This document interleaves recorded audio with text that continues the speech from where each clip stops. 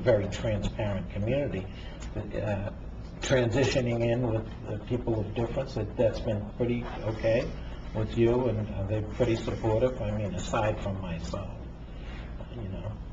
Are they pretty supportive Yeah. of me? Of you, yeah. Yeah, within the community? Yeah. Oh, yeah, very supportive. And, you know, with this, you know, the friends I have are very supportive, you know. Of course, I wouldn't have any non-supportive friends. Family members have, you know, had their say, and, you know, I don't think they completely understand what it is, you know, being transgender, and what it is emotionally. I mean, besides the physical things, it's mostly the emotional stress that it puts on one person. Now, you know, and then you're married, that puts on extremely more stress. You know, most of transsexuals do get divorced. They are married. Very few stay together. And then if there's kids involved, you know, it just, it's not, it depends on the individuals involved. With the right information, the right support, I think, you know, I don't know if families would be able to stay together, and that's what I'm saying, but at least be able to get the information to people so they don't get the like the Jerry Springer kind of exactly. thing There's going a on. bad Well, I misconception thought we about were going to do that today. No, we're Yeah. not going to do that. No, because everybody struggles, and those things happen in life, and when you make choices, we affect a lot of people. I mean, it does, you know, and the tragedy is we do affect children, and about the best way Father knows is you really have to deal with, you know, my situation was not easy, and the children that I affected, but the best you can do is be honest and truthful with them and deal with them where they are. My belief, and then hopefully, you know, God willing. Of course, I depend on God willing. Things can work out, but it is the things that affect everything that you do it can be traumatic, can have lifelong hurts. But what I'm finding is the community, because I work with a diverse group of people, okay, so that when we do something like this, it's really interesting because you're taking fears, people who have fears and biases and all that stuff, you know, people don't change overnight, and I find the acceptance has been really interesting. I told you about going to Boston the other night and at Harvard where they did the outgoing of the book that was done up there.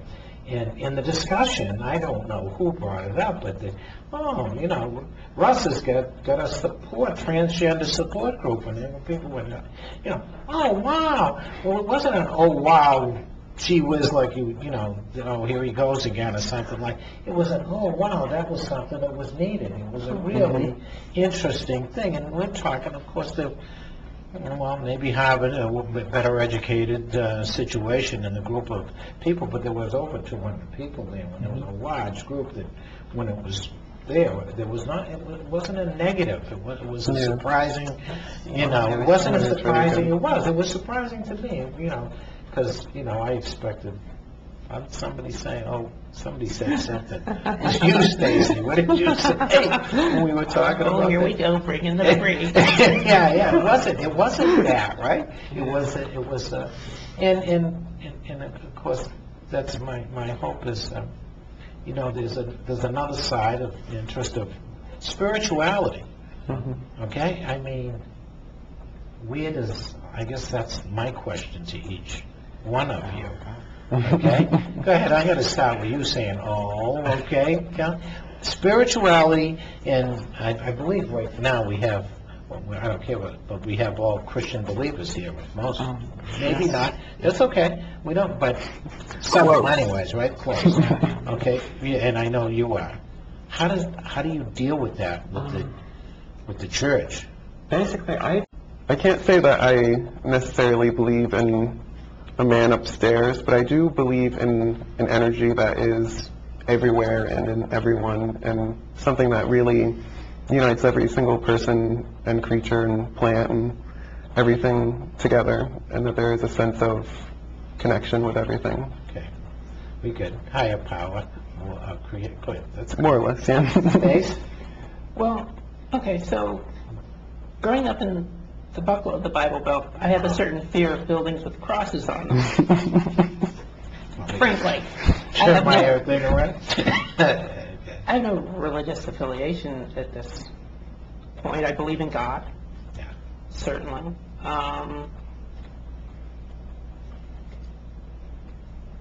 But the religious affiliation would be a hole in my life because, as we've talked about, I mean, how many religious communities are there out there would embrace transsexual? And of course, where you grew up, probably, and many people may not understand, in the Bible Belt, fundamentalism and stuff like that had to be probably one It of was the most dangerous. difficult and dangerous places. It's dangerous enough to be gay there. Yeah. Yeah. I mean, God help me if anyone had known that I was actually transsexual. And in fact, I moved 1,000 miles away before I did anything about it. Yeah. And that was done, a lot of that in the name of my God, Christ, and the way you grow up. And it's very, obviously, I get, people get upset with where I am with all those things. I mean, who knows? And I know when you say the man upstairs is that's what I was. It's the spirituality within that I was looking for. And I guess I'm going to go to you. Okay, Liz, where are we with? I kind of sense I know where you are, but how do you get through that? How do I get through that? Not being accepted at church? Yeah. Well, You are Christian in your belief. Right.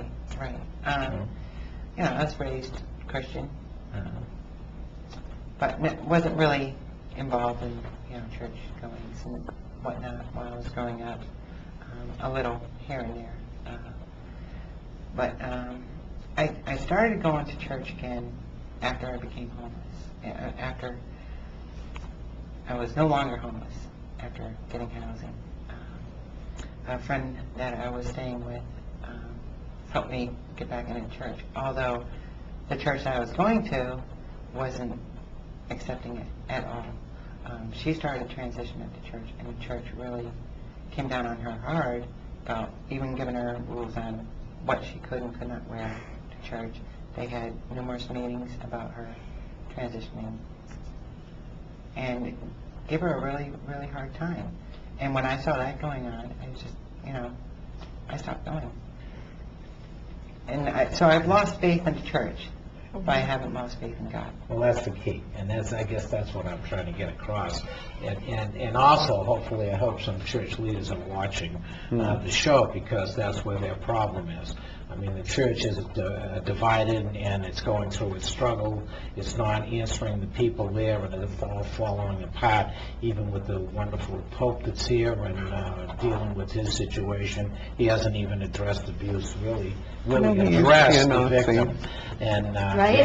Yes, well, they say no, he wasn't. He belonged to that's their PR, but of course he was.